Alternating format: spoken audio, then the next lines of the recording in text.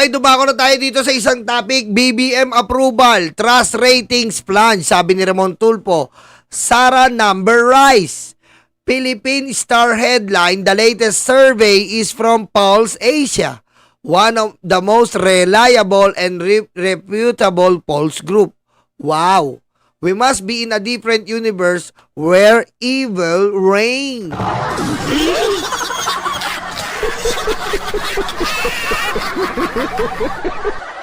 Ngayon madami nga po talaga ang nagugulat at sinabi ko nga po sa inyo ukol dito sa Pulse Asia survey or sa mga iba't ibang survey ngayon na nakakapagtaka po. Dahil meron po talaga si Bongo at hindi tayo magdadalawang salita na sabihin na binili ni Bongo ang isang survey company.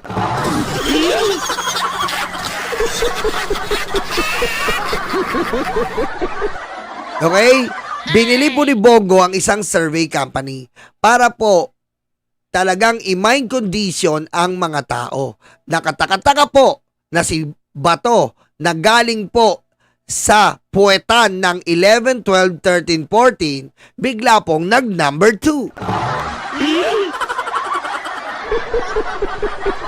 Ballpoint Man to, hello. Ballpoint Man. Subscribe kayo sa Kayutol Ballpoint Man, ha. Nag-number 2. At higit po sa lahat, si Sara na nakatiwangwang lang, walang ginagawa, kundi mag-arte-arte, putek ang taas ng trust rating.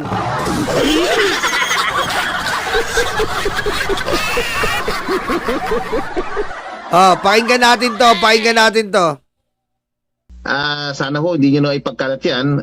Naglabas na po kami ng statement sa media at sa amin Facebook na hindi totoo yung mga kumakalat na balita na nalampasan na ho ni VP Sara si President BBM sa trust and performance ratings. Oh, yan ha, yan. Yan, maraming salamat, Okta Research.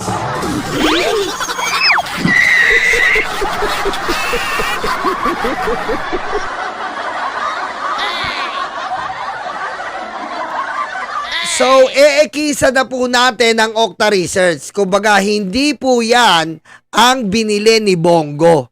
Ekis na po ang Okta Research. Malinaw na malinaw po, itinatanggi ng Okta Research na hindi po lumalabas sa data nila na nauungusan pa ni Sara Duterte si Bongbong Marcos. Very good, Okta Research.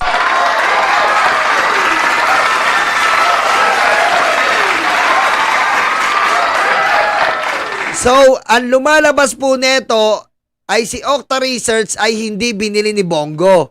Meron pa po tayong iba-iba pang survey company na pagdududaan dito na binili ni Bongo at ito po, hindi sinibak ang empleyado para hindi halata. As in, binili yung company, dalawa lang sila nag-usap kasama yung company sa isang secret place. Ginawa po ni Bongo ito para eto pong mga Pilipino ay i-mind condition po. Hindi na lang po ngayon fake news ang pinapakalat. Hindi na po ngayon nagbubus na lang. Pati po survey company sa halagang 100 million nabili po di umano ni Bongo.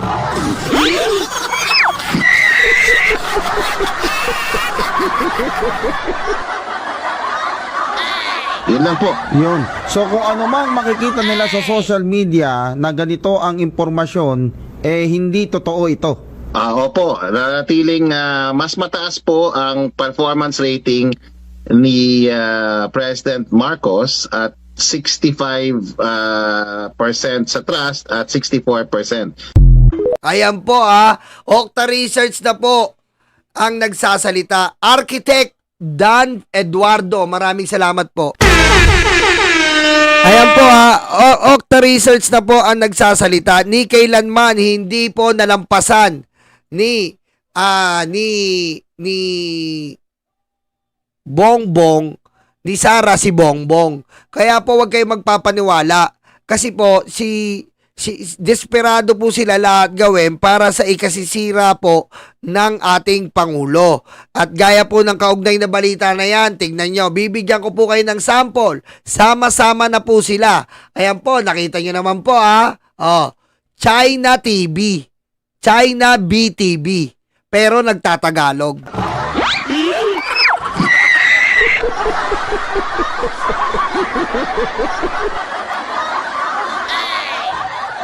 Ayan, kita-kita nyo po. Ganito po, garapalan na po talaga ang pagmamanipula nila sa isip ng tao. China BTV nag-post. Ayan po, Tagalog. Kita nyo.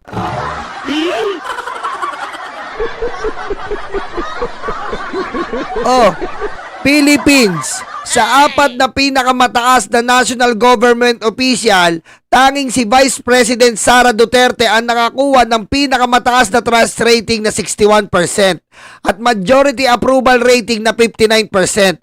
Mas mataas ito kumpara noong Pebrero. So, alam nyo na ang sistema. 'Di ba? Pagkabili, pinakalat kagad sa mga troll farms. Diba? Lahat po ngayon ng propaganda nila ngayon, utuin ng mga tao na si Sara ay leading po ang strategy pagkabili, bumili at gamitin ng isang survey company. Pagkatapos ipalathala yon, mailalathala sa buong media, mailalathala sa buong social media, kasama mismo itong China. Tignan nyo.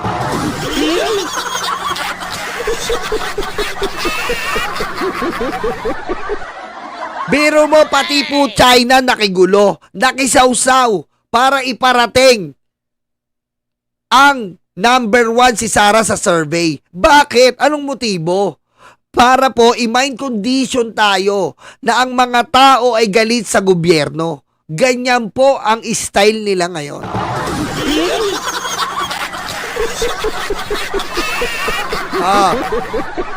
Ayan pa. Bumaba naman ang trust rating ni BBM. Kita nyo? Noong nakaraang buwan, kumpara sa nakuwang 42% noong Pebrero, base sa pinakabagong survey ng Pulse Asia. Diba? Kita nyo? Talagang dinidikdik talaga ang pangalan na ito.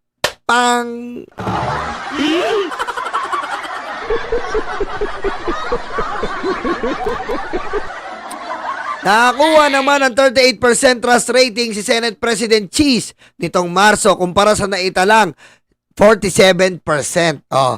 Samantala si House Speaker Romualdez ang may pinakamababang trust rating sa 18% noong Pebrero. Ayan po hindi po kayo nagkakamali. Chinese po ang nag-post nito.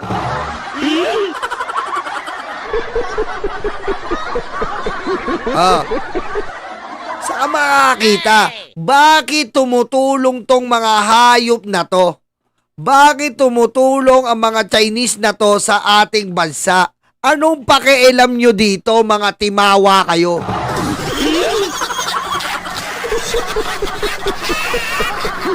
Grabe po ang mga Duterte. Lalong-lalo na po si Bongo na umaapaw ang pera na kayang bumili ng 100 million na survey company instantly. Ganyan po kadesperado tong mga hayop na to para lang po ikondisyon ng mga tao na sila ay nangunguna na hindi naman po. Ngayon kasi bakit naman po kayo mangunguna? Paano mangunguna ang mga taong hindi man lang mapuno ang cover court?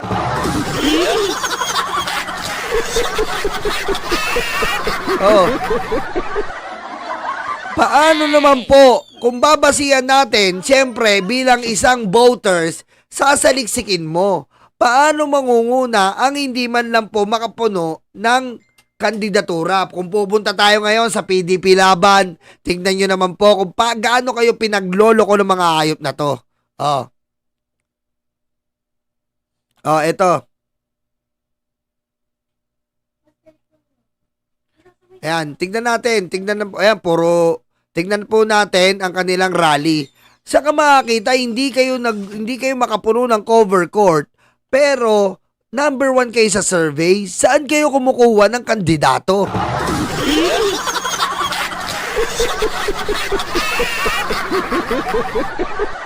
Saan kayo kumukuha ng kandidato?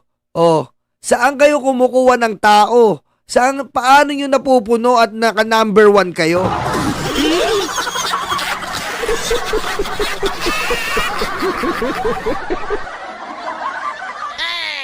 Grabe nyo walang yain yung mga tao. Napakahayop netong mga to.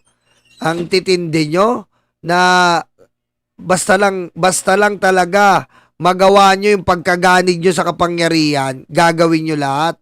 Oh, tignan nyo naman,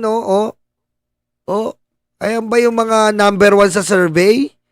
Sigurado ba kayo sa ginagawa nyo sa mga taong bayan? Oh, eto lang rally nyo, sigurado ba kayo? Oh. Ayan ba? Sigurado po kayo, ayan na yung pumupuno ng number 1 survey. Tignan mo yung tao, 18.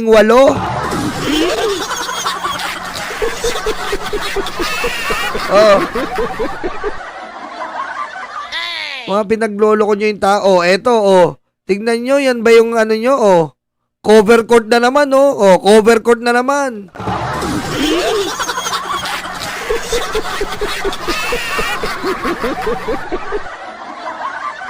Alam nyo mga PDP, pakitaan nyo muna kami na pinuno nyo ang isang coliseum, ang isang football field. Bago kami maniwala na number 1 kayo sa survey. Huwag nyo naman ululin yung mga tao.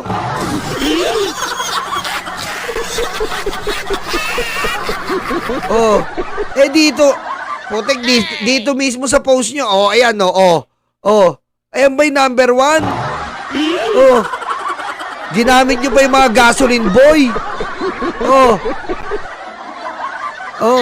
Pinagsuot nyo ba yung mga gasoline boy?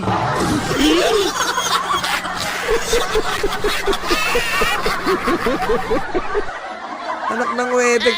Dito kayo napuno nung birthday ni Duterte. Ayan, puno yan. Ang daming binayaran eh. May palamon pa, may pa-souvenir pa.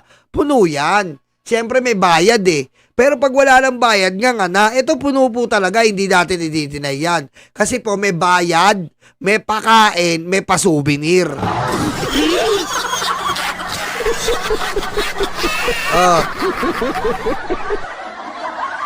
Ayan na, PDP mo mismo to. Ayan, tingnan nyo, hindi pa mapuno. Cover court uli.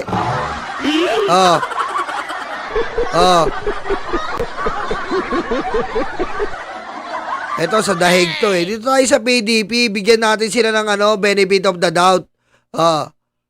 Tingnan natin yung mga rally nila dito. Ayun, tinapon si Digong. Wala eto ayan tingnan nyo naman.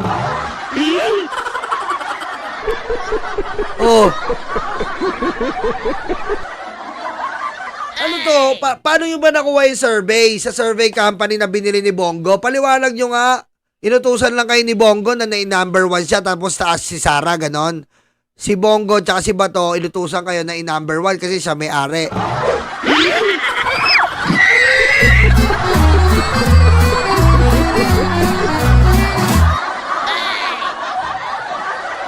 Ganun ba? Inutusan lang kayo kasi siya may-ari.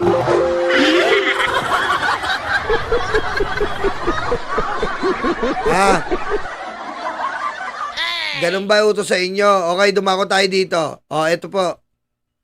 Ito, sama natin to. Duterte's new lawyer seen to focus on jurisdiction issue. Ayan po, makikita nyo po yan dyan. Makikita nyo po. Ito, magkano naman ang presyo nito, mga Duterte?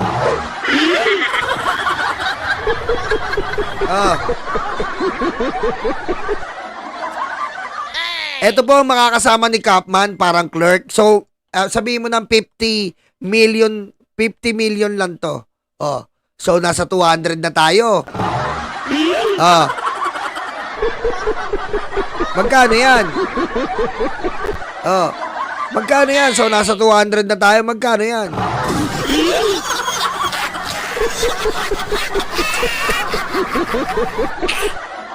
So, Harry Roque, wala kang gagawin kundi umuwi dito, hayop ka.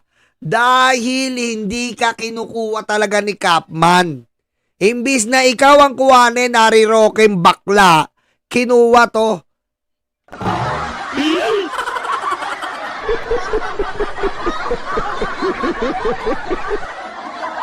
So, wala na mangyayari sa asylum mong bakla ka.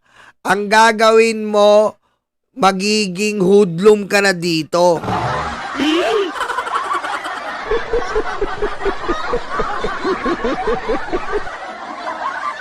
Oh, ayan na, denied si Harry Roque. Ayan ang kinuha ni Capman. So, nga, balik. Babalik ka talaga dito, bakla.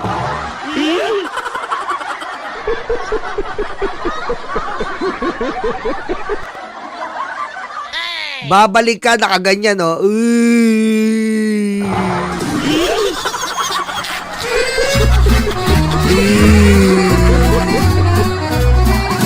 Garapon! Garapon! Nakalagay sa garapon!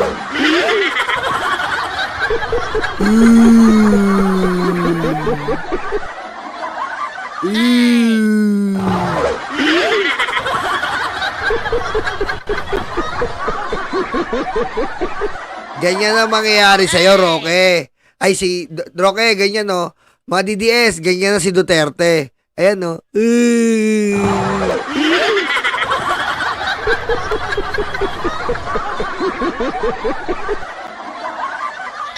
Di ba? Garapon, tas tatakalan lahat ng mga DDS. Tatakalan na lang yan.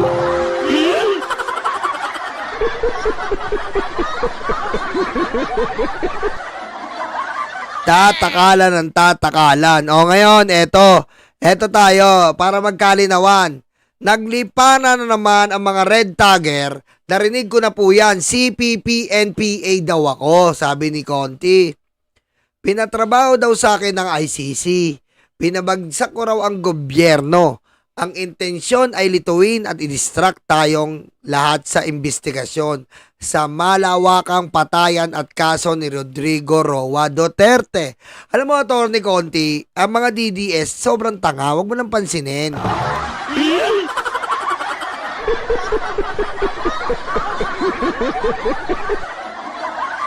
Eto lang iribat mo dyan. O aminin mo na CPP, MPA ka na. Sige, umamin ka na. Alam mo kung bakit? Kasi eto ikaw CPP, MPA. Pero ito, ito matindi. Pero ito, asa na yun? Putik na wala pa.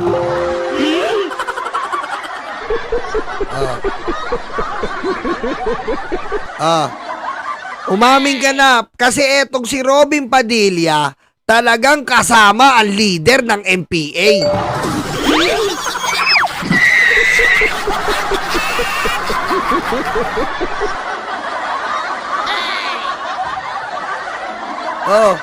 Mga DDS, yung binabanatan nyo na CPP, MPA, membro lang yan.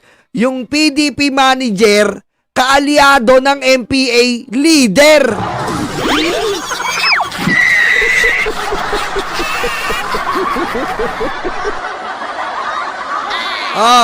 Anong sabi ni Robin?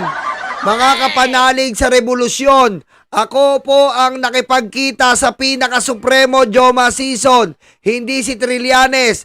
Ang NDF, CPP, NPA ay nakasuporta sa ating mahal na Pangulong Duterte. Nga.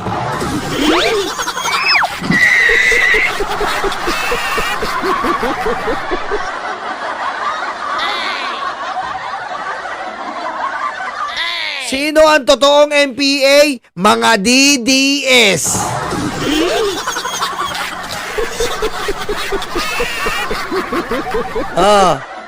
Mga DDS po ang totoong MPA. Eto pa. Sinong totoong MPA? DDS.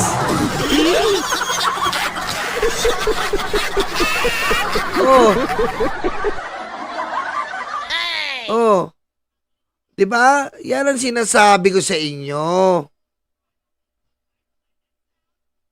Diba? Yan ang sinasabi ko sa inyo. Sapul.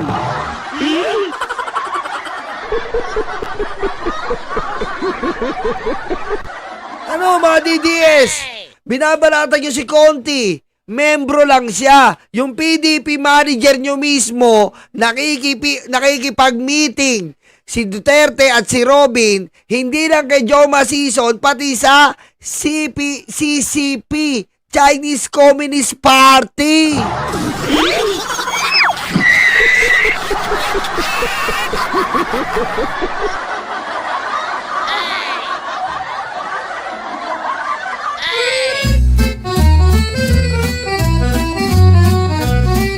Kaya ang saklap naman pag inaapi nyo ang mga kapatid na MPA.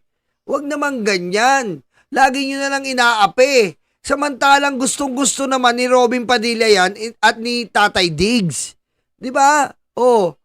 Kapanalig. Ayan pa sabi niya, kapanalig sa revolusyon. Ako po ang nakipagkita sa pinakasupremo ng MPA, hindi si Trillanes. Ang NPA ay nakasuporta. Lagi nyo itatatak sa noon nyo to. Ang NPA po ay nakasuporta sa ating mahal na Pangulong Duterte. Ba't inaaway nyo ngayon?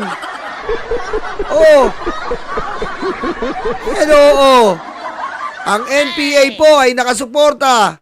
Huwag nyong bansagan sila konti dahil nakasuporta yan sa Pangulong Duterte.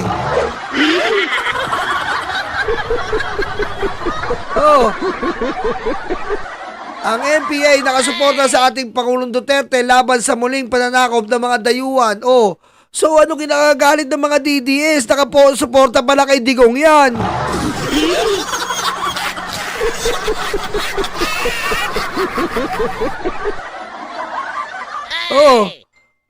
Ngayon campaign manager nyo ng PDP, nakasuporta yan sa NPA.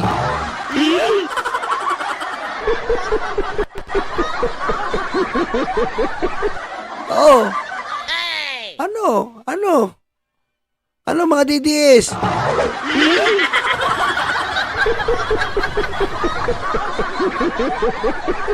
Huwag nyong tirahin ang mga kapatid na MPA dahil sila ay suportado ng mga Duterte ni Robin Padilla. At ang PDP suportado ng NPA, ang PDP suportado ng CCP, Chinese Communist Party. Nakapag-meeting kayo sa CCP para sa darating na eleksyon. Siguro, humihingi ng pondo di umano dahil wala nga daw silang pera. At pag nanalo, ang mga senador ng PDP, malawak at mapayapa uli. Sa China, ang West Philippine Sea.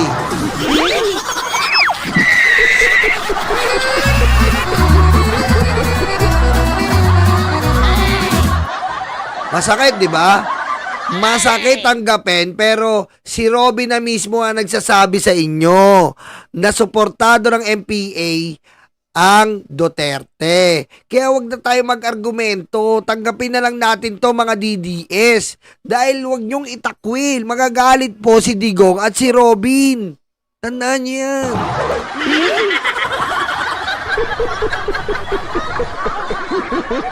Diba?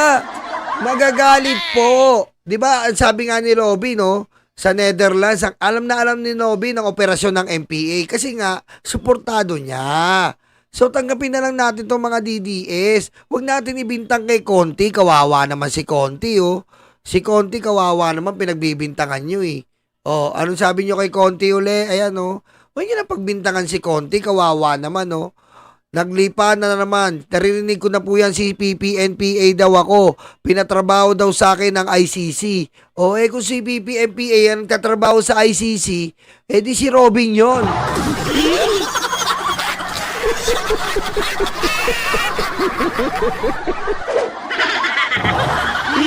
Oh.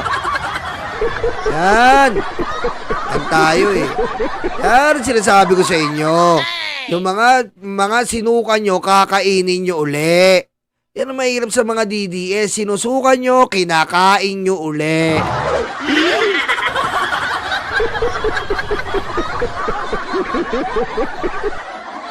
Ay, nako. Kami ang bumbero ng Pilipinas, mga bayaning tagapagligtas. Ang paglilingkod sa amin ay